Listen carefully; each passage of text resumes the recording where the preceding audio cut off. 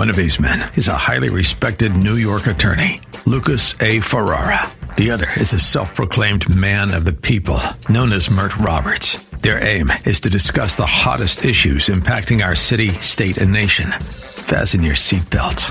Shake It Off with Mert and Lucas, live, starts now on AM 970, The Answer.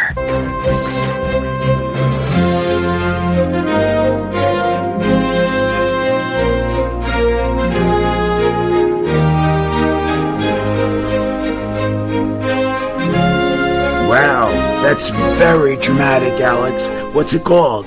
Billionaire Clash by Nick Panic. Billionaire Clash. Mert, do you have any idea how many billionaires there are in the United States? How about you, Gabby? I want you to guess. Can I just say, this is a loaded question? Well, let me finish. He likes those questions. He likes loaded questions. I love loaded questions, but why don't let me finish? Try to guess the exact number. If no one gets it right, the winner will be the person who comes closest to the actual number without going over. Okay? How many billionaires are there in the United States? Only the U.S. Mert? 900. 900. Gabby? 5,000. 5,000. Alex, what did the judges say? Who's the winner? The winner, based on estimation, is Mert. He said 900. There's actually 902.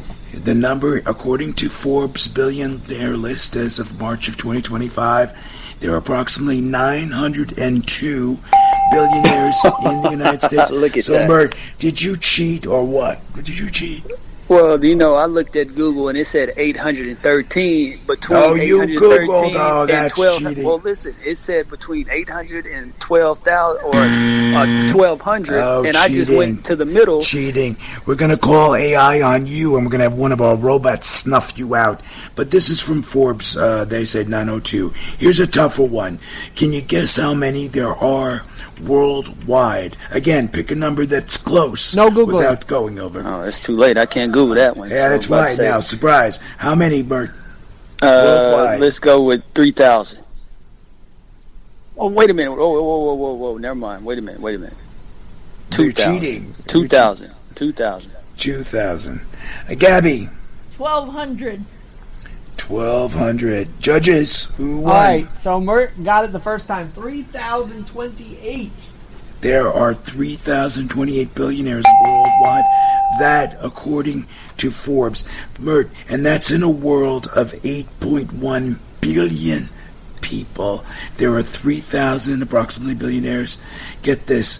They make up 37 ten-thousandths of 1%. 37 ten-thousandths of 1%. That's about 1 billionaire for every 2.7 million people.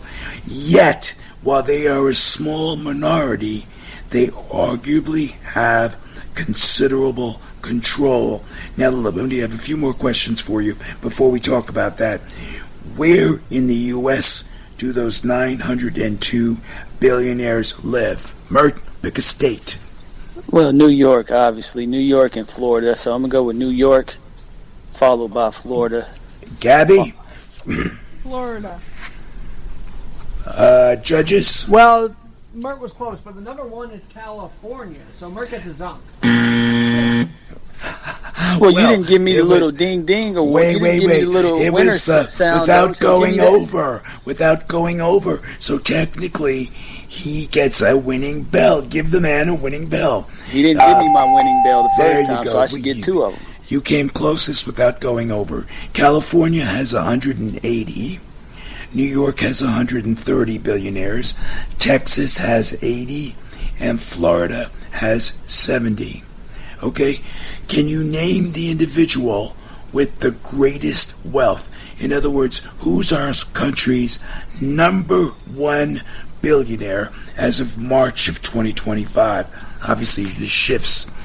Who's number one? Name a name. Elon is Musk. Gabby, do you want to pick one? Musk. Elon. The judges came in a little too soon, but obviously the answer is Elon Musk. $388 billion. He's known for Tesla, SpaceX, and Twitter, now known as X. Number 2, if you're interested, Larry Ellison, $262 billion. He's co-founder and CTO of Oracle. 3, Mark Zuckerberg at $254.6 billion. He's the co-founder, chairman, and CEO of Meta, formerly known as Facebook. Number 4, Jeff Bezos, $237 billion, founder and executive chairman of Amazon. And last, Steve Ballmer, $164 billion. He's the former CEO of Microsoft. And you're really lighting up the cash registers tonight, Lucas. Yeah. And of the 3,000 billionaires worldwide, according to Forbes, Bert, what country do most of them call home? Come on, America. Bert. I mean, come on, man. America. United States. Yeah. Gabby? U.S. Judges came in too soon again. Would you wait, judges, for Gabby to respond? Number 1, United States, yes. China was number 2, 516, including Hong Kong. India, believe it or not, 205. Germany, 171. And Russia, 140. Now, let's be honest, Bert. Billionaires have a perception problem, and I think they're in need of some crisis management, because according to a Harris poll called Americans and Billionaires, 71% of Americans believe billionaires aren't doing enough with their wealth to better society. And this is what I think. So I'm supposed to feel sorry for a billionaire? Is that what you're trying to convince me right now? I think this is what the sentiment that Comrade Mamdani is sort of latching on to, that there are people with a lot of money that are not doing enough for society. Are you on that? Are you part of that 71%? Well, I don't know what billionaires do with their money, but if people feel like billionaires aren't doing enough, I don't have a problem with that, because I would rather we have a distrust of billionaires versus we just accept everything that they put out there and think they're the best people on the planet, because that's not necessarily true. So if there's going to be a inherent distrust for billionaires, I'm all for it, because anytime you have somebody with tremendous power, if you're too soft on them, if you show them too much love, if you don't hold them accountable, if you don't say that they could do more, if you don't force them to do things, they won't. Because they're meddling in politics, that's for sure. But I have to say on that. Yes, go ahead, Alex. No, I have to say, Mert, the distrust is now leading to these far left politicians saying, "No, we're going to tax the hell out of them," and that forces them to leave cities that are taxing the rich. Do we really want them to leave the cities and form that kind of distrust? Don't we? Well, Alex, you got to understand, they're not going to leave because they can physically move, but their businesses are going to have to stay behind, because not necessarily. Go ahead and remove your businesses from the United States and see what happens. They're talking about moving the stock exchange to New Jersey, Mert. What's your comment to that? Move your businesses out of the United States and see what happens. It's not going to go good. Well, we were talking about Comrade Mamdani and an unfavorable tax environment.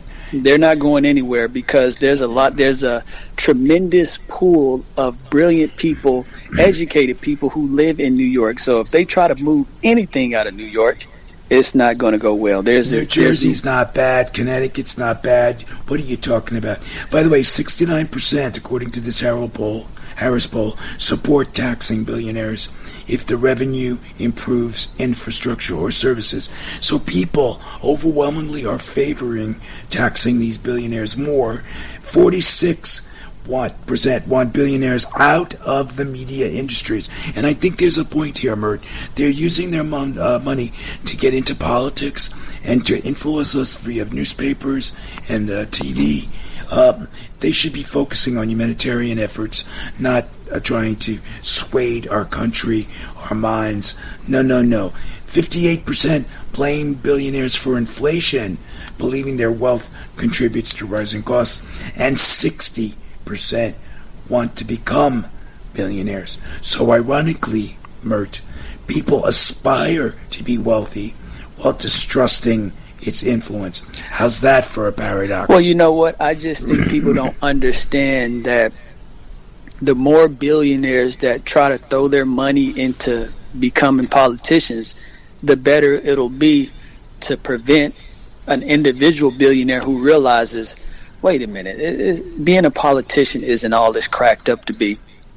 That's why you don't see the majority of them actually running. They'll just give, contributions, because you can do a lot more when you control the person in office versus actually being in office yourself. So in that regards, I think that's the area most people should really look at. Who's controlling these politicians versus a billionaire actually running. I don't think billionaires really care about being in office, because you got to follow rules when you become a politician. It's interesting you say that, Mark, because when we talk about Soros' control behind the scenes of all these far leftists, you're like, there you go. Oh, don't worry about that. You kind of dismissed that idea. Now you say we should be worried about them. So which is it? Yeah, Listen, you're all over the place, Mert. I don't know what you're talking about. You could be making up stuff when you say stuff. I don't even remember saying anything like that. So you're a liar. You're a liar, I don't know what Alex. you're talking about. Alex could be misremembering for all I know. I don't know what he's talking about. But my point still stands. You should be more concerned with them actually donating to the politicians. That doesn't make them bad for donating. So Alex tried to make me out to be something I'm not. It doesn't necessarily mean they're bad for donating, but it could lead to, the wrong billionaire could compromise somebody if they, give them $100 million. Like, okay, you really going to feel like you owe that person something. So that's what I would be far more concerned with. Alex, what do you think? Unless it's George Soros, then you can contribute to anybody you want. But I'm not letting that go. No, I think their influence is too much. But the millennials and Gen Z, maybe they have a distrust in billionaires because they feel once a billionaire gets that stature, there's no movement. How do we make it a more mobile position where more can get into that billionaire range and not feel like it's a set position where no one else can get there, I guess is the point. Well, and part of the problem is, Bert, that the billionaires, these small group of people, less than an iota of 1% of the population, is trying to influence governments around the world like Soros, and they're trying to influence campaigns. They're trying to influence they're paying for paid protesters and organizations that spew hate. This is not good, and I think that there should be better uses of their money than involvement in politics. It should not be permitted. I mean, do you have any thoughts about that, Alex? Oh, well, hold on before you go to Alex, because if you're going to sit there and tell a billionaire how they can best spend their money, then they're going to probably look at you and say, wait a minute, who's the billionaire here? Are you the billionaire or am I the billionaire? Yeah, but so you shouldn't be able to buy off politicians. You shouldn't be able to lobby for your company, your drugs, whatever the case may be, so that you can make it billions more. I mean, come on. You saw that with Musk. You saw that with Musk. People were accusing him of trying to use his influence with Trump to benefit his companies. That should not. Well, I'm not saying that happened. And also influence votes. I remember he was in Green Bay trying to get them to vote a certain way, which they didn't, by the way. But I remember he was up there throwing money at people. Remember Lucas, don't take this the wrong way, but you sound like you might have voted for who you would call Comrade Mamdani talking like that. I mean, you trying to tell billionaires they can't use their money to influence things to benefit their businesses? I think there should be limits. And I think politics is one of them. Government should not be based on the voice of a few, Mert. It should be based on the many. Well, you got to think about it like this. These people represent millions and millions of people based on their company. So it's not like they're saying, hey, give me, a bunch of money. They're usually doing this stuff to benefit their companies. These companies employ millions of people, thousands, whatever the number is. So when people are lobbying and fighting for their companies, they're not just fighting for one person. They're usually fighting for the company as a whole, which employs a lot of people. So you got to be very careful with this notion that billionaires are just out for themselves. No, they need a bunch of people. They are. Most of them are. There are some exceptions. Like I know Bill Gates has given billions of dollars to the World Health Organization. But still, when one person wields that kind of power, for example, Bill Gates, who gives billions to who? They're saying that he controls the agenda, whose agenda, basically. That's because he gives more money after the United States. I think he gives about as much money as the United States does to the World Health Organization. You don't want private people controlling policy. Okay, and this is the problem. Billionaires are spending tens or hundreds of millions of dollars to support their candidates and causes with very little oversight. That's my point. Now, Zephyr Teachout, she's a law professor at Fordham University. She's been sounding the alarms for years. Democracy depends on the idea that every voice counts equally. When billionaires dominate the conversation, they drown out the voices of ordinary citizens. It's not just unfair, she said, it's corrosive. Come on, Mert, you've got to see a problem with it. There should be limits on contributing to politics and campaigns, and you shouldn't be able to use PACs or whatever these loopholes are to get millions of dollars to your preferred cause or campaign. That's got to be monitored. You got to have a deeper conversation then, because if we're going to say that there has to be... We're doing. That's what No, you got to listen, because you keep doing it. You keep jumping out in front of me before you let me finish. Oh, you got to talk about more than just the billionaires themselves. You got to talk about how these companies operate. You got to talk about things like minimum wages, affordable housing, all this stuff before you start to talk about the billionaires, because we can attack the billionaires' pockets by forcing them to pay more, by forcing them to give stuff to their employees. That's how you attack billionaires. If you're so concerned with them having all this wealth, make it so that they have to contribute more to their employees, and then they won't have so much money. Well, there's other ways to do this than just to tell them to stop, because you're basically saying stop doing this. But if you want the money to be lessened, then just put it in where it's rules. I think that they should not have a greater say in politics than you or me. Come on, Alex. Well, and I would also say it leads to corruption. I mean, Mamdani won, but there's a lot of questions of how his campaign finance was done. Who was funding him? I mean, Lucas was pointing that out as well a couple weeks ago. So when these billionaires do get involved, there is that blurred line of, all right, are they actually doing it ethically, or is there some laws being broken here that we have to look at? Yeah, I think there were allegations with Mamdani that there was even foreign money that that was contributed to him. But that's a different topic for a different day. Billionaires, they are very small, Mert. Okay, one for every 2.7 million. Yet they control policy, they control government, they control political offices. But you wanted to criticize. They want to criticize Mamdani for not having any experience, but you want to criticize billionaires for controlling everything when they actually have experience. It's like, which one is it? Which one is it? Because it's like you guys can't make up your minds. Are billionaires good or bad? I mean, they run businesses. Look, they have a lot of experience. I would think that'd be a good thing. Let me put it this way. In a democracy, power is supposed to flow from the people. But these days, it feels like democracy is flowing from the wallets of billionaires.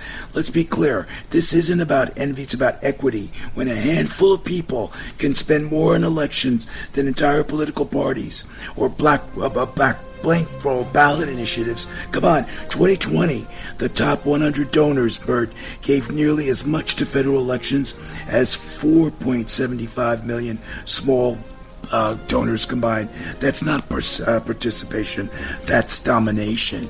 We need to build guardrails around wealth's political use. That means campaign, reform, whatever. Anyway, we gotta go to a commercial break. You've been listening to Shake It Off with Mert and Lucas Live. This is Lucas Ferrara. You heard from the Mertonator, Mert Roberts, Alex Garrett, who's working the board, the lovely Gary Pisani. And when we come back, we'll be joined by Robert Cook, who's out with a new book, The Mad Eye. If anyone has helpful hits for dodging the apocalypse, it's him. We'll be right back.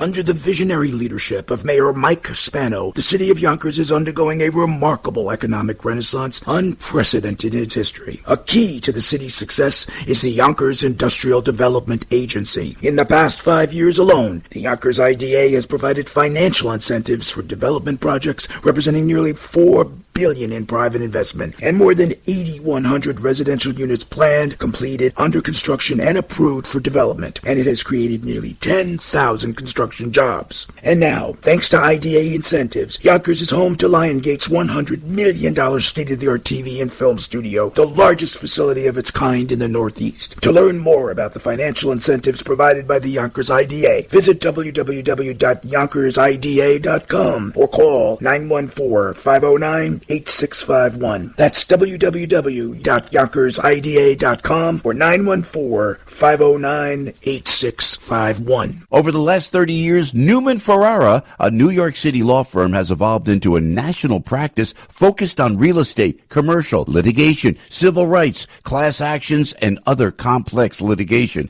representing many of the city's largest property owners, managing agents, and thousands of tenants. Newman Ferrara handles some of the nation's most significant class actions and civil rights matters. Newman Ferrara at 1250 Broadway in New York City. Go online to newmanferrara.com. That's newmanferrara.com. Listen to the firm's name partner, Lucas Ferrara, every Saturday at 10 a.m. on Dottie Herman's longest-running real estate radio program, Eye on Real Estate on AM 970. A real estate lawyer for 35 years, Lucas is a professor at New York Law School and is also a published author with books on real estate and New York's landlord-tenant law. Tune in Saturdays at 10 a.m. to hear Lucas's unique perspective and advice on Eye on Real Estate. Hey, it's Joe Piscopo. We just spoke to our friend Alex Kinsella over at Route 22 Toyota in Hillside, New Jersey. Alex tells us they're not waiting till the end of the month, and neither should you, because their Black Friday savings event is going on right now. They're stuffed with hundreds of Toyota's best-selling SUV, the Toyota RAV4, so they've drastically reduced every RAV4 in stock, including the RAV4 LE all-wheel drive, which you can lease one today for just $149 a month. Route 22 Toyota could save you even more with available zero-down leases or 0% APR financing. And if you're looking for a great pre-owned ride, check out their huge selection of pre-owned and Toyota-certified used vehicles, all priced to move. Browse and shop at Route22Toyota.com. Looking to sell or trade your current vehicle? Call Route 22 Toyota at 973-705-8905 for a risk-free appraisal during their Black Friday savings event going on now. And remember, tell them Joe Piscopo sent you.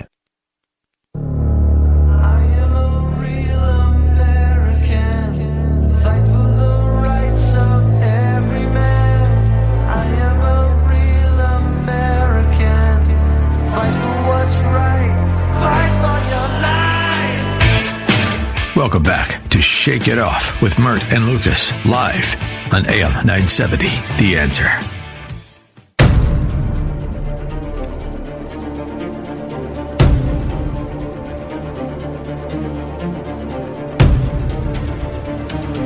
Ooh, I love that, Alex. What's the name of that tune? All right, this one is Thriller Action Trailer by Nick Net Art.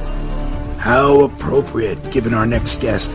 Robert Cook has lived a life defined by service, innovation, and storytelling. From Eagle Scout to decorated U.S. Army Major, from venture capitalist to vintner, and now an acclaimed novelist, his journey reflects both discipline and imagination. I love that music.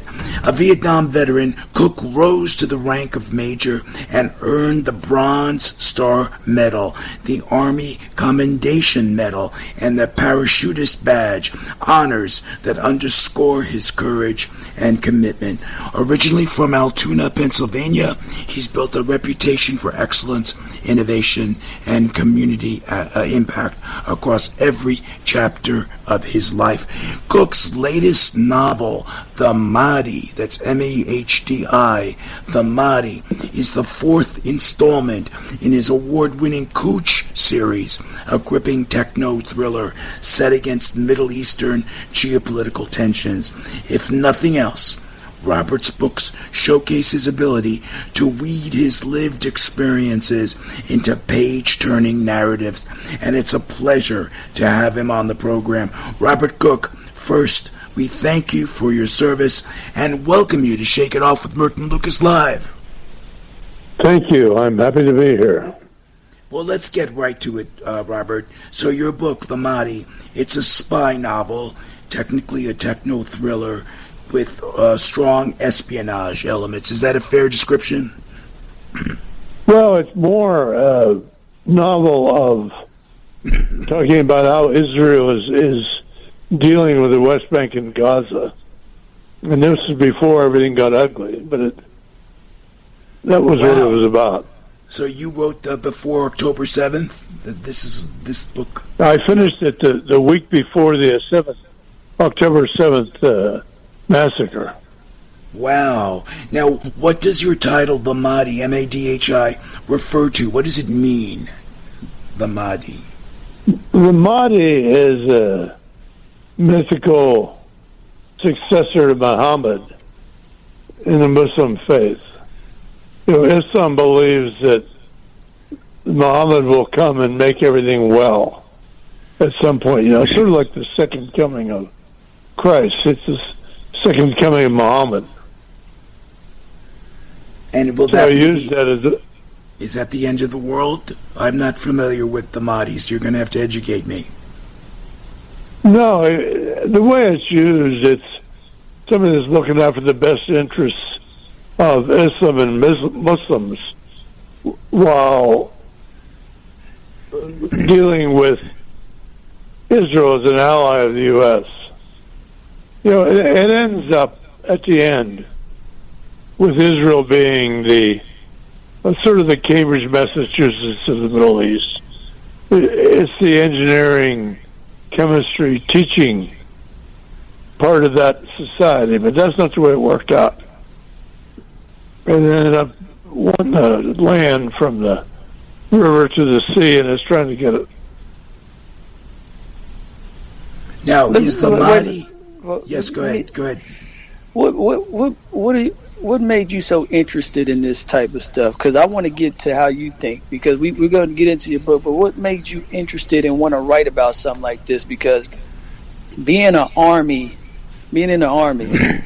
you probably seen some stuff that might have tilted how you think about this type of stuff. So what in your life has made you interested in this? Because, a white guy from America talking about the Mahdi, I'm saying, well, what connection is there? Because you don't sound like you're Muslim. I don't think you're Muslim. So what? I'm actually Lutheran, but. Oh, right, Lutheran. So, yeah, you don't sound like you're Muslim. So what got you into this type of subject matter that made you want to write a book about it? Because this is very fascinating coming from someone such as yourself. I sort of backed into it. My wife and I were on a cruise going back to Vietnam in the late 90s, and we got into a typhoon and everybody was sick except me, and I said, well, why don't I write a book? And then you think about what you want. You want a protagonist who's not just American, but international. Right. And you want a landscape that is in turmoil. There's the Middle East. And after a while, you end up writing a book about a guy whose grandfather's a Muslim sheikh. So when you were in the army, you didn't ever have any experience with anything negative from the Muslim world, or did you? I can't speak for you. So I did not. I was only in Israel for about an hour, and that was we jumped out of an airplane, got in a truck, and flew home. But I've never been involved with Muslim. So you've actually jumped out of an airplane before? Is that what you telling me? Oh yeah, I've done that a few times. Wow. So when you're writing these books, are you basically now, because there's top secret clearance and all this stuff, you're not writing these books telling people what you've done. You're not like some superhero type of guy, some type of 007 type who can't tell the world. I'm the most boring guy. I'm the most boring guy you'll ever meet. See, that's what somebody would say, though. That's right. I would expect you to say that. That's what a secret agent would say before he kills you. Right. That's But you're writing these books. There's not a character in the book who's jumping out of planes and stuff. Or is this the type of book that we're dealing with here? Yeah, that's kind of book we're dealing with. Think about it as Reacher with some size and some badass nature. Right. So is the book based on real events, or is it purely fictional, Robert? Well, all the fiction I write has to be backed up with facts that you can research. See, but they don't have to be things that I did. See, you know what? You know what, Richard? I think you might be writing about your life. Or Robert, sorry about that. I think you might be writing about some of the stuff you've done. But you just can't say it. Maybe you've done some cool stuff. You don't want to put yourself in danger, so you're putting it in the character. That's therapy for certain people. The cool stuff I did was founding a software company, and then another one, and then another one, and then that's what you moving on in life. So your Army career was... Go ahead. It was 5.5 years. Oh, that's it? Yep. Oh, okay. But I made majors, so yeah. Well, yeah. See, I'm trying to, blow up your career. You're downplaying and saying it's only 5 years. Maybe because Robert's a humble kind of guy. You know what I'm saying? Well, I don't want him to be so humble right now. I want him to tell him about jumping out of planes. Robert, he's trying to recognize you as the hero that you are. I mean, you did serve our country, and Mert finds jumping out of planes, particularly with the parachute, very sexy. So I guess... Because I'm not jumping out no plane, but he's jumped out of plane a lot of times, so I'm thinking, when you're writing these books, you can probably add details that, not a lot of people would be able to add. He's turning you into James Bond. That's true, but only from experience. You don't have to do anything heroic to figure out how a rifle works or how anything works, and figure out the armor on a vehicle. Once you have a basic instruction in that stuff, you look it up. Right. Figure out the tomahawk missile. You look it up. There's all sorts of stuff on the internet. Is that your process when writing these? Is that your process when writing these books? You look up a lot of this stuff. Are you like somebody who's interested in researching and actually learning, in great detail about this type of stuff, the Mahdi and all this stuff you're writing about? Did you go on that type of journey when writing these books or writing this book? I did. It's a really fun journey. Right. It's a lot of fun doing the research. What themes were the most important for you to explore in this book, Robert? Well, I have to be a fan of Israel, but I'm also aware that it's a country the size of New Jersey, with the population of New Jersey, about 6 million Jews, a bunch of others in Israel, and I would like to see them survive. And I thought the path they were going down was not a smart path, so I did the research and I wrote a book about it. Interesting. And what audience did you have in mind when you wrote the book, Robert? 60% of the books sold are bought by women, and a very high percentage are thrillers. Oh, interesting. Women, interesting. Yeah, and so I try to have a strong female contingent in my books. And it's fun. That's fun, too. Well, we have to take a quick break, Robert, so don't go anywhere. When we return, Robert Cook will rejoin us. For more about Cook and his work, check out his website, robertcooknovels.com. We'll have links posted on the website. Mert, Alex, Gabby, Robert Cook, and I hope you'll stay right where you are, because we'll come back after these messages. Stay tuned, or you risk being dishonorably discharged for lacking good taste in fiction.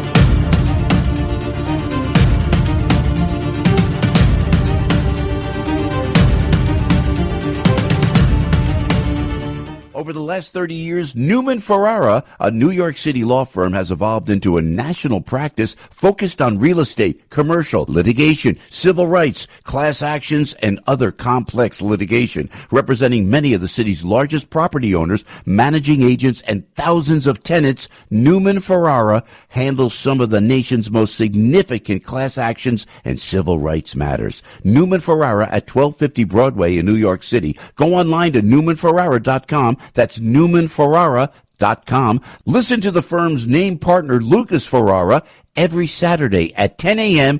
on Dottie Herman's longest-running real estate radio program, Eye on Real Estate on AM 970. A real estate lawyer for 35 years, Lucas is a professor at New York Law School and is also a published author with books on real estate and New York's landlord-tenant law. Tune in Saturdays at 10 a.m. to hear Lucas's unique perspective and advice on Eye on Real Estate. With another breaking news headline, I'm Kevin McCullough. Thank you for your attention. We are just receiving word that the president of Jamaica, their prime minister rather, Andrew Holness, has made a statement talking to CNN today. He said that the government had not received final confirmation on confirmed deaths from the storm, the Category 5 Hurricane Melissa that attacked its country earlier. He said, but we are expecting that there will be a large number of loss of life from the strongest storm to hit Jamaica in the 174 years that they've been tracking storms. This is by far the hardest. Your gift at Food for the Poor is saving lives. 1-855-907-4673, 855-907-4673. We need your help. 855-907-4673. Unity Bank is dedicated to community-oriented banking and offers a full range of services including business and personal accounts, business loans, and mortgages. Unity has locations throughout New Jersey and in Lehigh Valley, Pennsylvania, expanding its footprint to 21 retail locations. If you're a small business owner, you know how frustrating it is to be a nobody at the big banks. You should be banking at a community bank like Unity. You can have a personal relationship with the president and CEO, my good friend Jim Hughes. Jim asks that you call him directly at 908-713-4306, 908-713-4306, or send an email to james.hughes, Hughes, at unitybank.com, and Jim will get right back to you. You can't get this type of service at the big banks. Visit unitybank.com. FDIC insured, equal opportunity employer, and equal housing lender. Unity Bank, growing with you.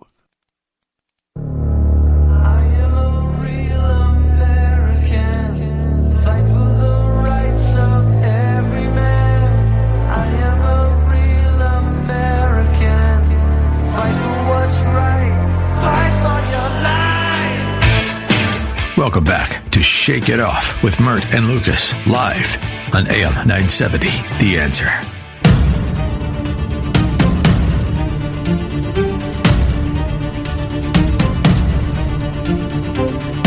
Welcome back. We've been speaking with Robert Cook, a war veteran turned novelist whose first-hand experiences bring raw authenticity to his storytelling. His debut, Mahdi, blends battlefield grit with psychological depth, revealing the human cost of conflict through a lens only a soldier can provide. Oh, and if you're looking for more information about Robert Cook and his work, visit robertcooknovels.com. robertcooknovels.com. Of course, we'll have links posted on our website, shakeitofflive.com. Now, Robert, our producer-engineer Alex has a question for you. Go ahead, Alex. Well, first of all, as Army Major, thank you for serving our country. You know, the paratrooping world is so intriguing. Tell us a little bit about that more, because you jumped out of planes. I've known a few paratroopers who have been involved in certain accidents and everything. How did you do it, and how was the training for that? Well, the training is the only training when I was going through it was in Fort Benning, Georgia, and I think it was a couple of weeks, I don't remember, but you do 5 jumps, and they make you get in shape first, which is really physical abuse, you know. It's in August in this southern Georgia, and 110 degrees, and they run you under showers, fully clothed, to cool you down, send you right back out. So that part sort of separated the men from the boys. And the airborne units are all volunteers. And back then we had a draft. So it was a different organization. I've never been a fan of the concept of vertical envelopment, which is what the airborne types are supposed to do. But, it seemed to work in World War II all right. Definitely, definitely. You mentioned the term river to the sea, which has been a highly controversial term. So are you hoping through this book that people respect the state, the land of Israel and Israel more through this book? I'm hoping that people understand what's going on more than they might right now. There's a fair amount of information available.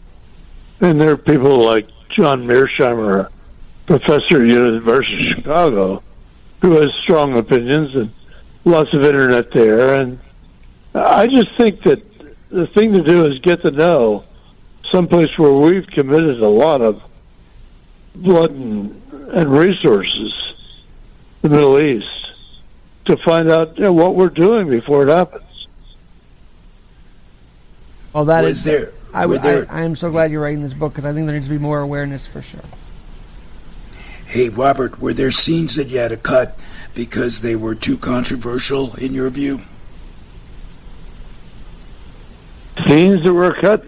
Yeah, like themes or scenes or sections that you thought... No. I mean, there was an edit, but it wasn't by anybody in any power. When people say, well, isn't that a secret? And I say, not if I can find it in Wikipedia. Gotcha. Was there a line or a moment in the book that gives you chills? Or that should give the reader chills? Well, yeah, there's a vote of the way I did the assault in this book is the smart person, Caitlin O'Connor, PhD in physics, all that, has broken the encryption of everybody, including Israel. And so when there's trouble, she messes with their communications and all. And I did that so that people could look at Israel as a part of an integrated Middle East rather than a hegemon they might be trying to be. And I don't think much of Netanyahu, and I don't like the Orthodox right at all, but that's also true of a lot of Israelis. I'm just trying to make people understand what's going on. They make up their mind, it's none of my business. Now, what's next for you as a writer? Is there a sequel or another project that you're working on? Give us the poop. Give us some inside info. Actually, right now I'm working in a brain health institute.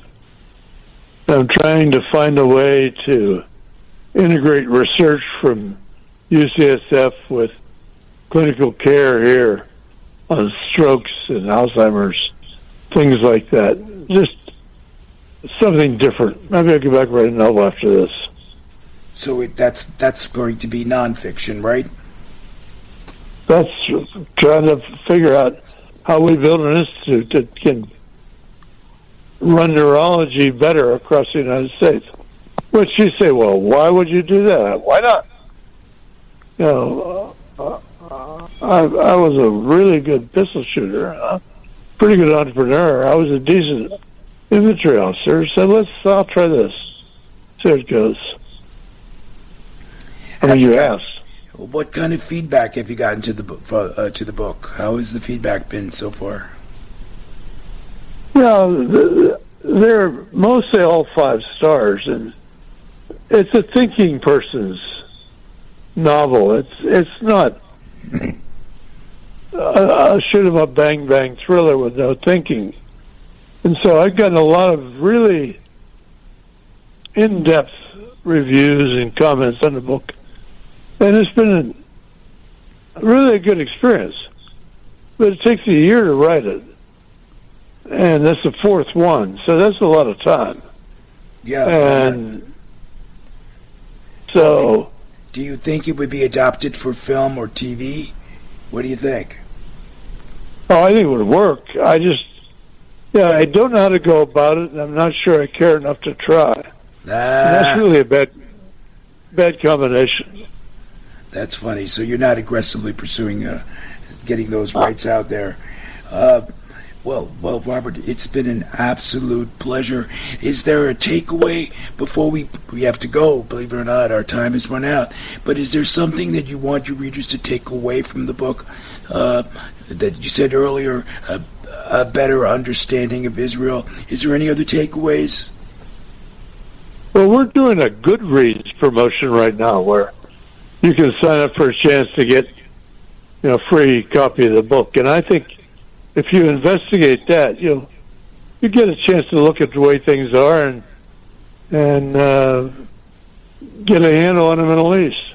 I don't know that I know it better than anybody else. I just know that I spend more time looking at it than a lot of people. Well, that's amazing, Robert. Where is this good? You said Goodreads is where the promotion is right now? Yeah, Goodreads.com. It'll be over on the 28th or something. It's a giveaway. It's a shtick where you give away some number of books and get a bunch of people to look at your offering and see if they like it. Well, then I would encourage our listeners to check it out. Robert, any last words before we go? Any last words you want to share with our listeners about the Mahdi or life in general or about Israel? Any parting words? Do your research. Don't take anybody's word for things. Figure it out for yourself. Amen. I think that's the wisest thing that you've said all night. Don't trust what you read in the paper. Don't trust what you see or hear on television. Check it out. Do your own research. Robert, amen. The audience agrees. Well, believe it or not, we've run out of time. It was an absolute pleasure having you on the program. Thanks for coming on. And if you're looking for more information about Robert Cook and his work, visit www.robertcooknovels.com. Is that right, Robert? That's it. All one string, and thank you for having me on. It was a pleasure, and of course we'll have links posted on our website, shakeitofflive.com. Thank you, Robert Cook. Well, my friends, that concludes show number 72. May I hear an amen? Amen. Special thanks to the Mertinator, Mert Roberts, my co-host, for 72 amazing episodes. That's 144 hours of live entertainment. That's a lot. If you think that's easy, you give it a try. What did you say, Mert? I say that's a lot. That's a lot, and we've got more to go. And to Alex Garrett and Princess Gabby Pisani, thank you. We couldn't have done it without you. And to everyone behind the scenes at AM 970, Matthew Samlin, Joe Sibilia, Frank Volpe, just to name a few. Thank you. We really appreciate your support. Before we go, I'd like to remind everyone, check out my movies. They're streaming everywhere. Please look for Help, Makeup, 5,000 Space Aliens, and Children of the Pines. They're award-winning films, and you'll find them on Amazon, Apple, Direct TV, Dish, Spectrum, Vudu, Xbox, Xfinity, YouTube. They're everywhere, so make sure to look for them. And if you're listening to us live on AM 970, next up is my favorite AM 970 show. Of course, that's after Dottie Herman's Eye on Real Estate. And of course, this show, Shake It Off. I love this show too. But if you're a foodie or happen to work in the restaurant or hospitality industry, you must give Culinary Confidential a listen, starring my good friend Christina Cates. Her show will be coming up next few minutes, 9 p.m., right after the news. I love her program. She's amassing listeners by the thousand. Join us next week. We'll have more controversial topics and more special guests just for you. Same time, same place. Ciao, ciao.